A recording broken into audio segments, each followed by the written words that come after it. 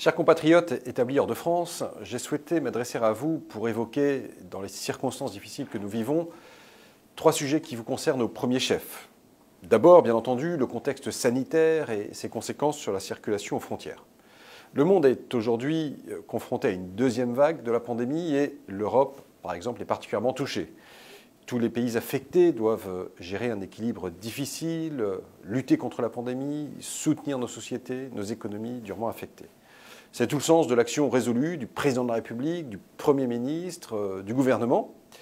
Et ce contexte affecte directement la circulation dans le monde. Il vous affecte donc. Les liaisons aériennes restent globalement ouvertes, même si elles sont réduites. Le confinement en France ne change pas la situation aux frontières, hormis sur la question des tests pour les voyageurs arrivant dans notre pays.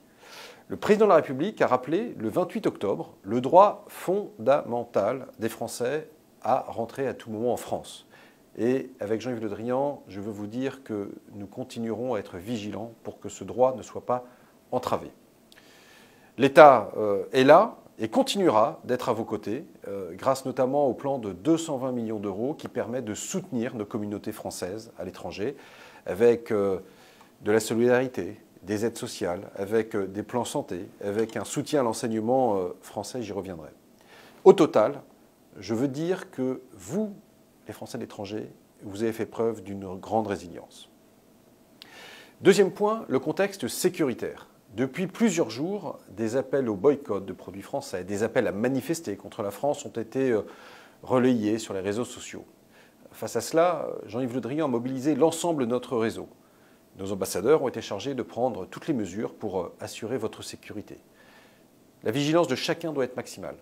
Les comités de sécurité, qui comprennent notamment vos élus consulaires, sont réunis. Des recommandations précises vous ont été adressées, quel que soit le pays, et je vous invite à les suivre. Enfin, revenons sur la situation dans les établissements d'enseignement français à l'étranger.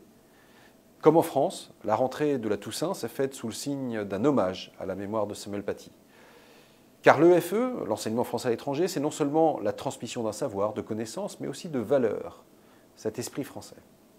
Plus largement, le bilan de la rentrée scolaire des établissements d'enseignement français à l'étranger, malgré le contexte de crise sanitaire, est positif. Les chiffres de cette rentrée témoignent de la résilience du réseau, avec 370 000 élèves dans 535 établissements et 139 pays.